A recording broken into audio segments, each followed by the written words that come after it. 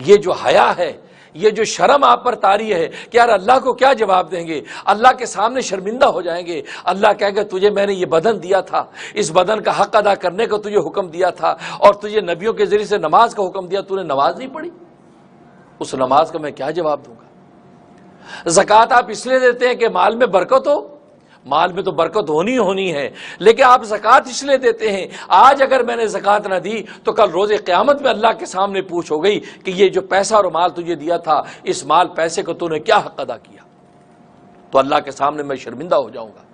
آپ روزہ کیوں رکھتے ہیں؟ آپ اس لیے رکھتے ہیں کہ میں سلیم ہو جاؤں، ڈائٹنگ اس لیے کر رہے ہیں کہ میں سلیم ہو جاؤں۔ سلیم تو وہ لوگ بھی ہیں جو روزے نہیں رکھتے ہیں، ان کے پاس بھی سلیم ہونے کے بہت سے راستے موجود ہیں، ڈائٹ کے اور بہت سے راستے موجود ہیں۔ آپ روزہ اس لیے رکھتے کہ مجھے یہ دنیاوی منافع حاصل ہو۔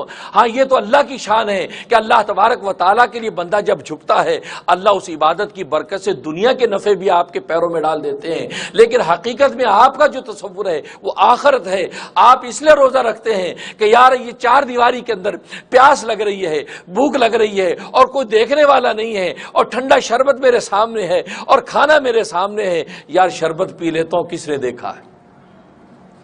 آپ ایک منٹ کے لیے سوچیں کہ آپ کے ہاتھ کون روکتا ہے؟ آپ کھانے کی طرح ہاتھ کیوں نہیں بڑھاتے ہیں؟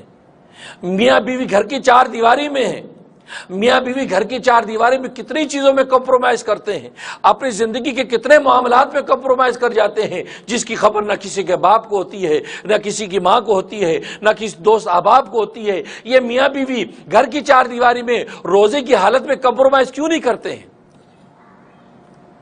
آخر کون سی چیز ہے جو ان کو روک رہی ہے؟ صرف ایک چیز ہے، وہ یہ ہے کہ کل روز آخرت میں اللہ کے سامنے کیا جواب دیں گے۔ میرا ابا تو مجھے نہیں دیکھ رہا، میرا ربا تو مجھے دیکھ رہا ہے کہ اگر میں نے اس حالت میں یہ اگر ہم نے اب کمپرومائز کر کے اپنا جو ہے وہ جنسی تعلق قائم کیا تو کل اللہ کو کیا جواب دیں گے؟ ہمارا ربا تو ہمیں دیکھ رہا ہے، ہمارا ابا ہمیں نہیں دیکھ رہا، ہمارے دوست آپ نہیں دیکھ رہے، یہ فضائیں ہوائیں نہیں دیکھ رہی، لیکن خدا دیکھ رہا ہے، تو خدا کو کیا جواب دیں گے؟ یہ جو حیا ہے، اس حیا نے آپ کے لیے روزہ آسان کر دیا، اس حیا نے آپ کے لیے نماز آسان کر دی، اس حیا نے آپ کے لیے زکوٰۃ آسان کر دی، اس حیا نے آپ کے لیے حج کی مشقت آسان کر دی۔ یہ حیا ایسی روح ہے عبادات کی کہ جب بندے میں یہ حیا ہوتی ہے، اس حیا کی وجہ سے انسان کے لیے پورے دین پر چلنا آسان ہو جاتا ہے۔ اس لیے نبی نے فرمایا حیا جو حیا یہ آپ کے ساری ایمانیات کی بنیاد ہے، اس کی روح ہے۔